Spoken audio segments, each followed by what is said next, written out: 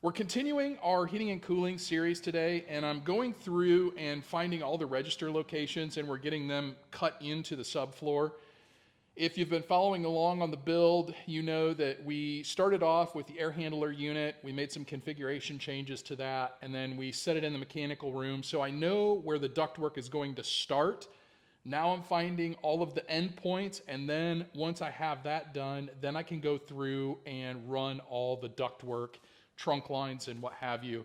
So that's the process that I'm using. We're up to our last register or boot location. So we're going to go ahead and get this cut in the floor, show you how I'm doing it. And then we're going to go into full-on production mode and get some of these fittings wrapped in insulation and get them installed. The first thing you need to know when you're placing your register boots is which way your floor joists run underneath the subfloor. And for me, it's pretty easy. I know the sheets are running this way, so they run perpendicular to my floor joists, which are running this way underneath, and I can see my 16 on center screw locations here. So what I've done is I've made a spacer. This is just a little piece of 2x6, so I know it's 5.5 inches wide. And I'm putting that up against my wall, and then this is the size opening for my register, which is 4x10, and I'm just placing that in front of the spacer. I know I'm in between my floor joists here.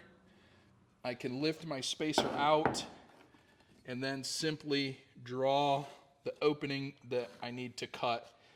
And by having these spacers, it seems to work out really well. You can be pretty efficient with it. So that's my register location. So let's go ahead and get this thing cut out. There's a million different ways to do this.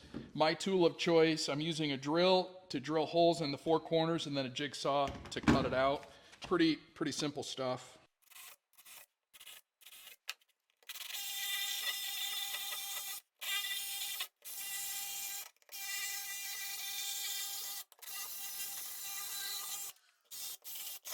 I didn't oversize my holes too much, so what I'm doing before I wrap this in insulation and go underneath in the crawl space is just make sure, do a quick test fit, make sure everything is gonna fit nice and snug like it should, and I can feel underneath where down through, so that looks pretty good.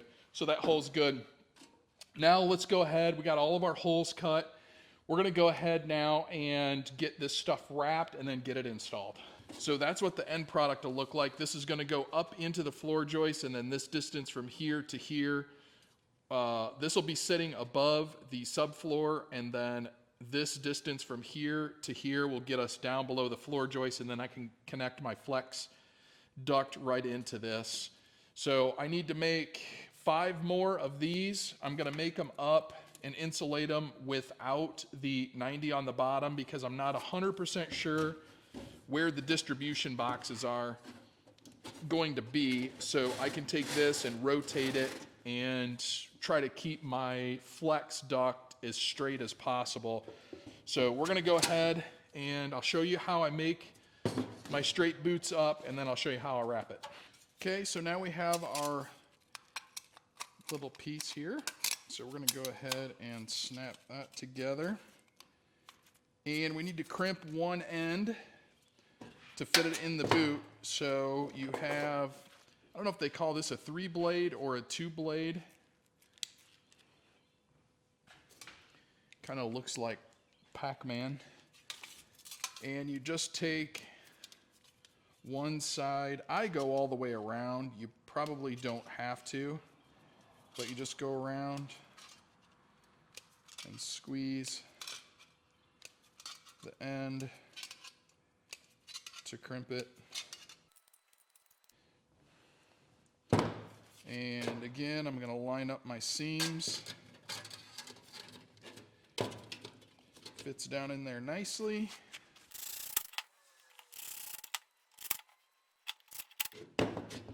And there you have it. There is our piece. Now it is time to get wrapping. Let's show you how I'm doing that. Okay, after you got your piece put together, it's time to tape it up, and I'm using this mastic tape. Let's see.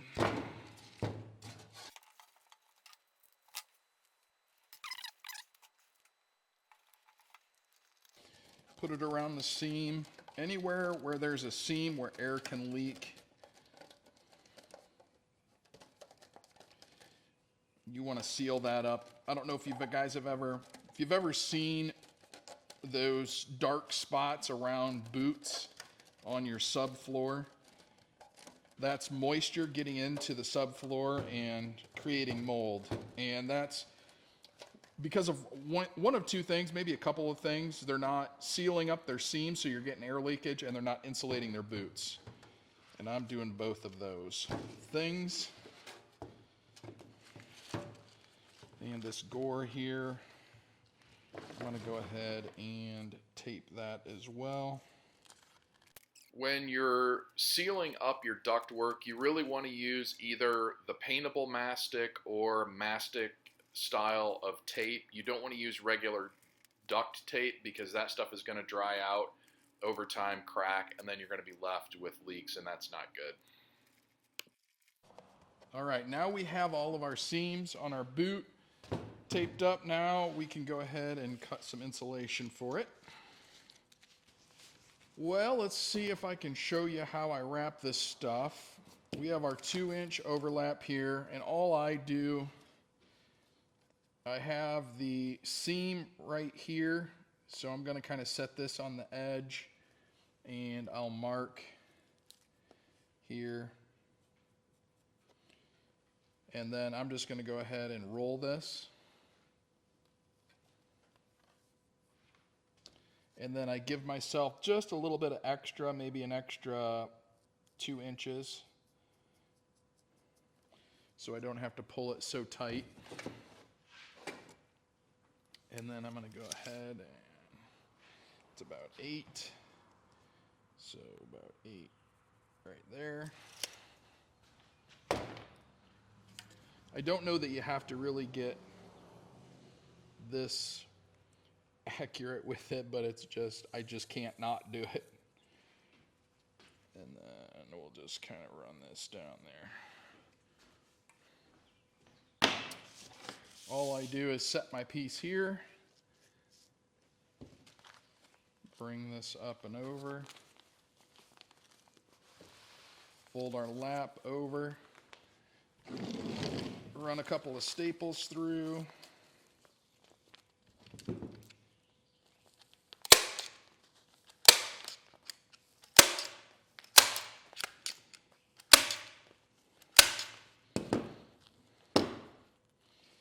and then I'm going to go ahead, I need one more, there, and we'll go ahead and tape that seam.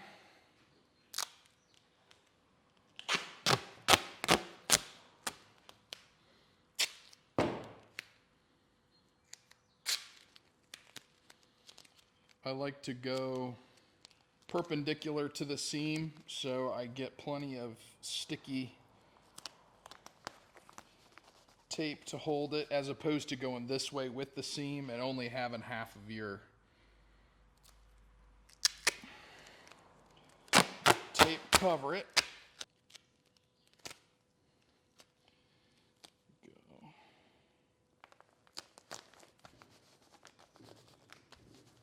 There. Now you're kind of left with a little bit of a gap here on the ends.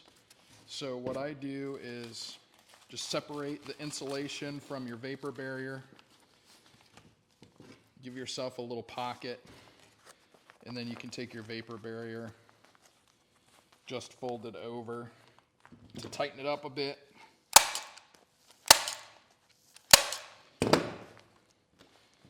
Put yourself a couple of staples in there, and then you get a little bit of a pucker there, but we're going to put some tape over it.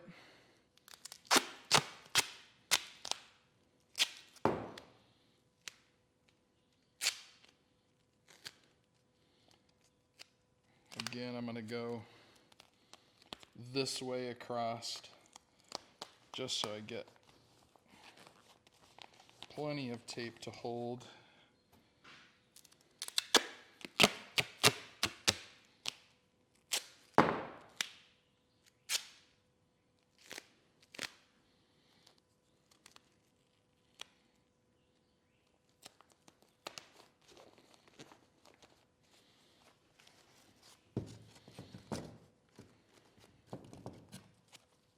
And I'm going to do the same with this side.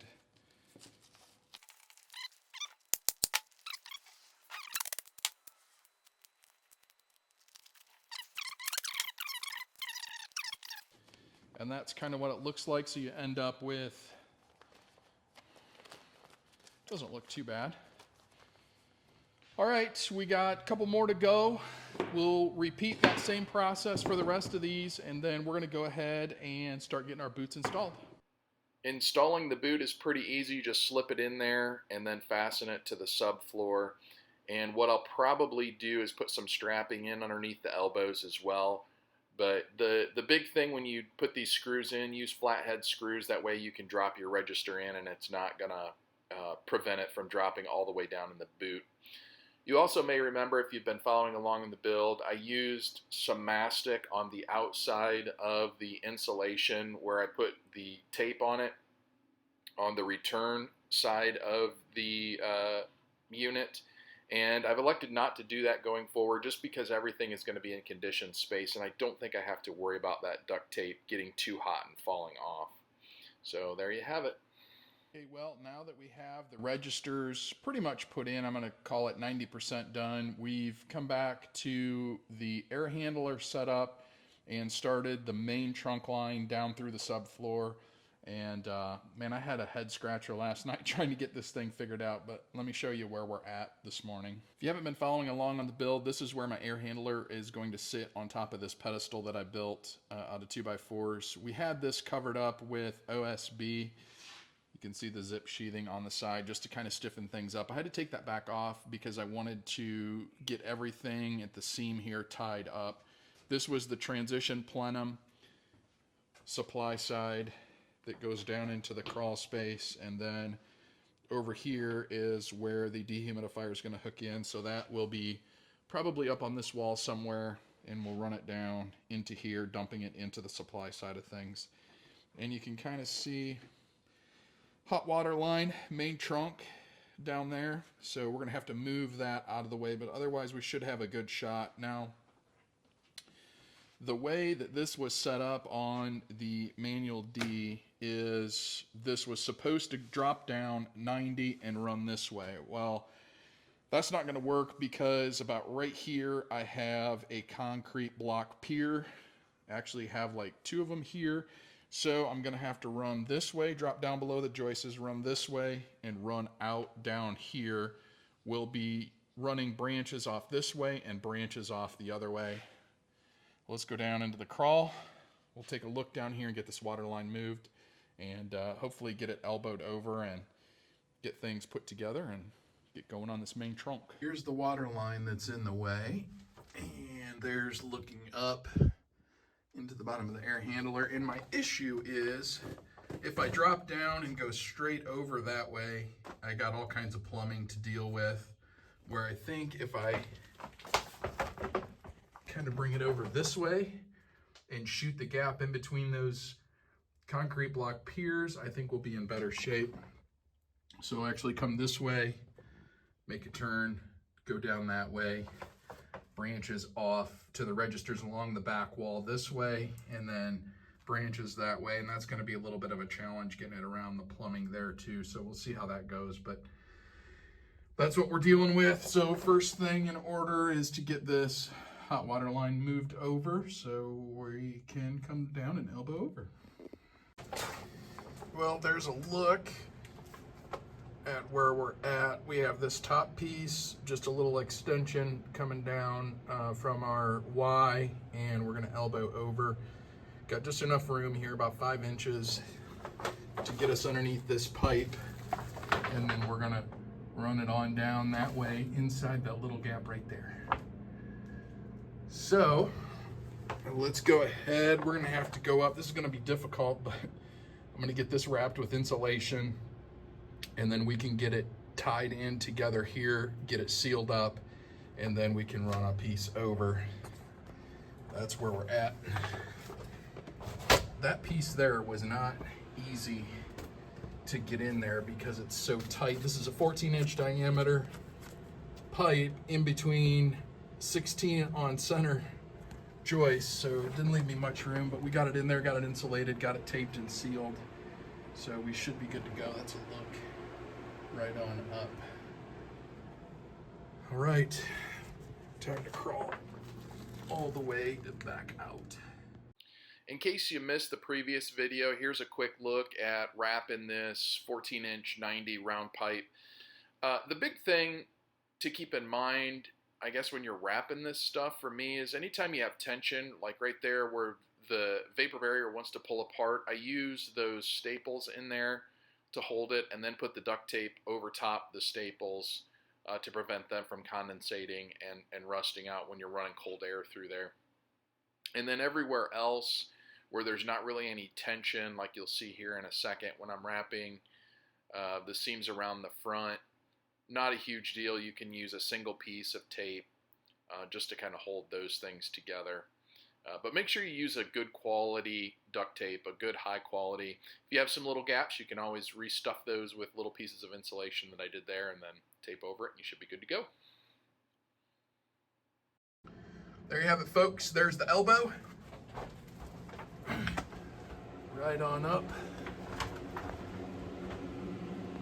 into the air handler, which will be up there, and then the dehumidifier through the 8-inch hole. All right, guys, here you go. First piece up. I just got a piece of temporary strapping. I'm going to put some wider stuff on so you don't get this bunch here. This is a pretty narrow strap because that R value there is not good, so I don't want that sweating at all. I don't think it will be because this is conditioned space, but the next thing we have to do is come back here, and this is where it's kind of difficult. These seams where these fittings go together, you have to tape that because that's a source of air leakage. So especially around these elbows right here, this short radius, getting the insulation back so you can run tape on there is difficult. But the other thing I try to do with the temporary strapping here is get close. You can kind of see where we're at there with the level. It's not perfect, but it's close, and I'm sitting on top of some squishy insulation. The more important thing, in my opinion, is getting this offshoot elbow right here. So again, we're not perfect, but making sure this elbow is coming off and shooting straight. You do have some flexibility with it, but that's a long run. We got to run all the way down there past that second pier on the left with the main line. So I think we're in pretty good shape there. We're gonna go ahead and get this taped up next and get the insulation put back over and get it duct taped. So we'll keep going. All right, we are looking good. We're down to a couple of 10-inch pieces here. This piece we have attached. We got one more to go with the end cap on it. The trick that I've kind of learned here is do as much assembly as you think you can do before you come in the crawl space. So we had one where this reduction reduces down from 14 to 10 inch, and we ended up with a 10-foot long piece, and it really wasn't that bad getting it up here by myself and hanging it. So 10 feet is very doable. I think any more than that, you're probably going to struggle on your own to get it up here, but that does save having to do one seam down here, which is nice because you're crawling around in this stuff and insulation is blowing around and sweaty and it's sticking to you and I'm itching and I want to get this done. So one more piece, here we go. As I'm sitting here editing this video, there's a couple of things I forgot to mention. For one, make sure you get your seams on your pipes and your fittings all running together, and either put those on the top or the bottom. That'll make putting those taps in on the sides a little bit easier. You don't have to cut through and deal with the seams on the piping. And then the last point would be your insulation. I try to line those seams up with the seams on the pipes. Now, as you're putting things together and moving things around, that insulation has the ability to kind of rotate around on your pipes. So you have to check those as you're putting things together and tying and strapping things up to make sure that those seams are on top of one another. And that'll just make the whole process easier as we get the branches tapped in. So we'll tap the branches in, get the distribution boxes in, and then hook those up to the registers, and that should pretty much be it for the supply side duct work. And then we can move on to getting the outdoor unit in place, get the line set installed, and get those the indoor and outdoor units connected together. So That's all I have for you guys today. We'll see you on the next video.